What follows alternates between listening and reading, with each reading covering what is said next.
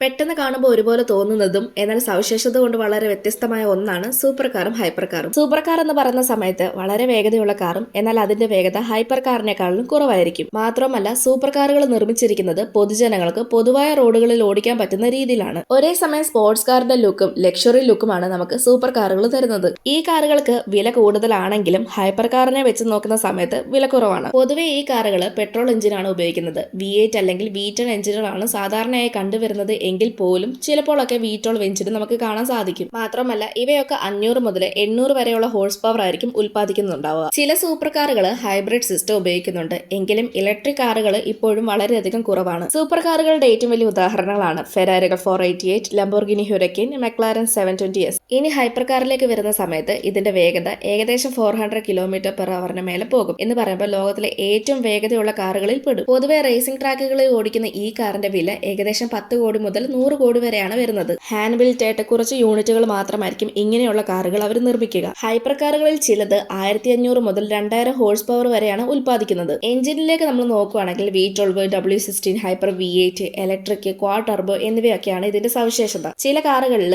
Ethanol പോലെയുള്ള ഇന്ധനങ്ങളും ഉപയോഗിക്കാറുണ്ട്. Super കാറുകളിൽ നമുക്ക് വേഗതയും കംഫർട്ടും ഒരുപോലെ ബാലൻസ് ചെയ്യാൻ പറ്റും. എന്നാൽ ഹൈപ്പർ കാറിലേക്ക് വരുന്ന സമയത്ത് ഇത് കുറവായിരിക്കും. ഇതിന് ഏറ്റവും വലിയ ഉദാഹരണങ്ങളാണ് ബുഗാട്ടിയുടെ ചിറോൺ, കോണിസെക്കിന്റെ ജെസ്കോ, ഡെവൽ 16 എന്നീ കാറുകൾ. ഇനി നിങ്ങൾക്ക് സൂപ്പർ കാറുകളാണോ അതോ ഹൈപ്പർ കാറുകളാണോ കൂടുതൽ ഇഷ്ടമെന്നുള്ളത് കമന്റ് ചെയ്യ്. ഇതുപോലെയുള്ള കൂടുതൽ വീഡിയോസ് കാണാനായി ചാനൽ സബ്സ്ക്രൈബ് ചെയ്യാനും ഇൻസ്റ്റാഗ്രാമിൽ ഫോളോ ചെയ്യാനും മറക്കില്ല.